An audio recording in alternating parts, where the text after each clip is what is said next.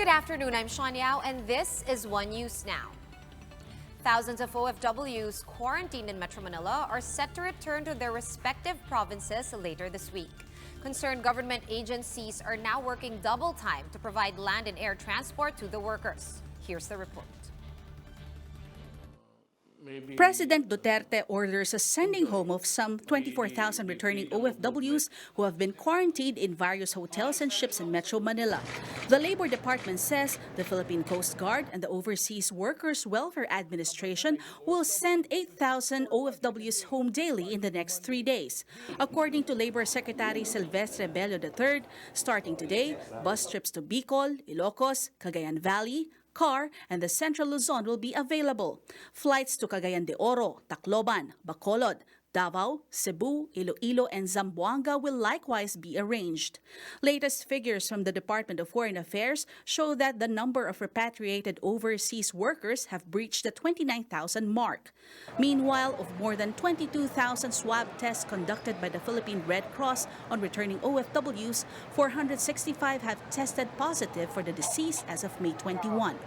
Presidential spokesperson Harry Roque says the president is calling for a boost in PCR-based testing in provinces so that returning OFWs will no longer have to be taken to NCR. For News 5, Faith Tobias, we are One News. And the Philippine Star reports that the president may be scouting for somebody to replace embattled Health Secretary Francisco Duque III.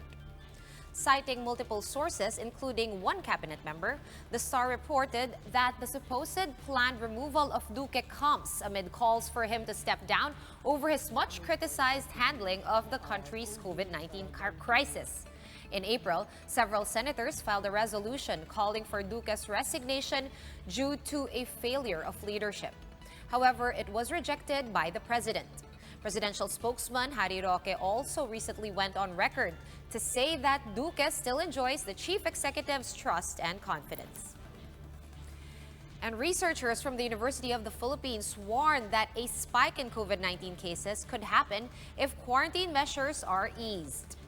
The UP report, published on May 22nd, recommends that the national government continue significant restrictions in NCR and Cebu City, expanding the same as necessary to other high-risk areas. It stressed the need for vigilance, even in areas under General Community Quarantine or GCQ, or those not under any form of lockdown. The UP report also adds that the situation in Zamboanga City, Batangas, and Davao City should be closely monitored as risk levels in these areas are still significant. They also added that Zamboanga City may even follow the state of pandemic in Cebu City. We will be back with more stories after a quick break. Stay with us here on One News.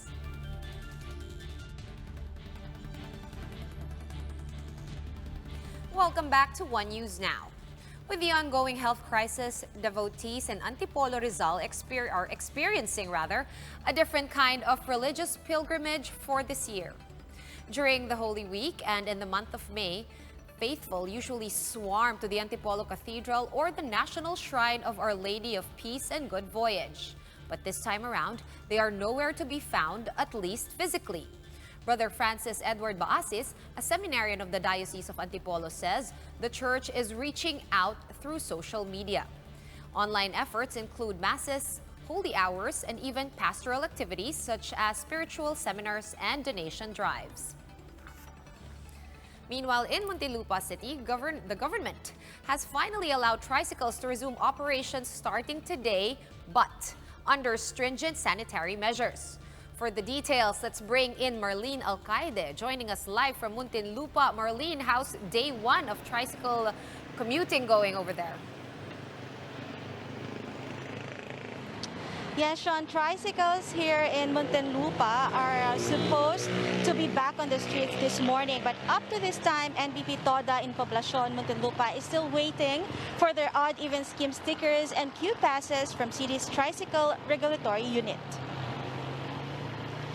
Tricycles are parked in this terminal while drivers and operators are waiting for the requirements needed before they could start to operate. Based on the executive order from the City Hall, tricycles will be allowed to ply the streets starting today. However, there will be some guidelines that must be followed.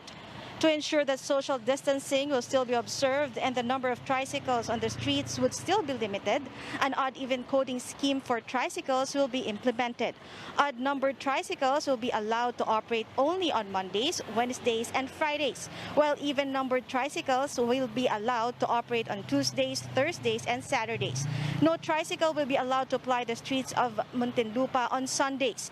The city will issue colored odd-even stickers. The NBP TODA, which has more or less 500 members, are still waiting for their stickers. Drivers say they don't want to risk anything and it is best to just wait for all the requirements needed before going back to work. Some drivers fear that if they hit the road even without the stickers, they will be apprehended by the Muntinlupa Traffic Management Bureau and be fined up to 1,500 pesos. According to the Muntinlupa PIO, they are expecting the distribution of odd-even scheme stickers within the day. Sean, tricycle drivers also want to clarify the 25 peso fare cap. Some say it is too low, especially now that they need to provide free alcohol for their passengers and put transparent plastic sheet for sanitary purposes. Sean? Yeah, Marlene, so how is that going to work? I mean, usually a tricycle can seat anywhere from, one person to maybe sometimes even 5 or 6. Is the government of Muntinlupa going to enforce a maximum limit or a maximum capacity per tricycle? How is that going to work? That is what they want to clarify, Sean. They want to clarify if in one family how many passengers will be allowed. But the PIOs earlier said that those who have quarantine pass will be allowed to go out, and they are the ones expected to as passengers, Sean. That's right. But as for the government itself, they have not said anything specific like 3 passengers max only per tricycle, no guidelines like that so far? Yeah, they're waiting for that until up to this time, Sean. They want to know if up to how many meters or how far they could travel and how many passengers will be allowed per tricycle. Sean? All right, so I guess we'll find out the details from you a little later on in the day. Thank you very much for that update. Marlene Alcaide of News 5 joining us live from Muntinlupa City. We will have more stories after another quick break, but please keep it here on One News.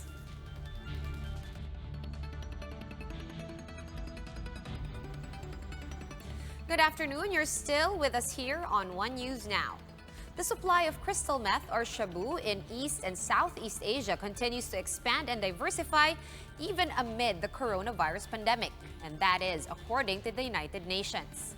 The UN's Office on Drugs and Crime reports that seizures of shabu in the region have increased year on year over the last decade, something that is not yet observed in any other part of the world. The office also notes that the illicit drug markets in the Asia-Pacific region continue to hit record highs as prices fall to new lows due to a surge in supply. And Brazil has surpassed Russia as a country with the second highest coronavirus infections worldwide. This was after Brazil confirmed that over 330,000 people tested positive for COVID-19. Brazil recorded over 1,000 daily COVID-19 fatalities on Friday, bringing the total deaths to more than 21,000. The surge came as the World Health Organization declared South America as a new epicenter of the pandemic. Meanwhile, Brazil's President Jair Bolsonaro condemned the stay-at-home measures imposed by state and local authorities. For more updates, do follow News 5, The Philippine Star, and Business World Online. I'm Sean Yao, and we are One News.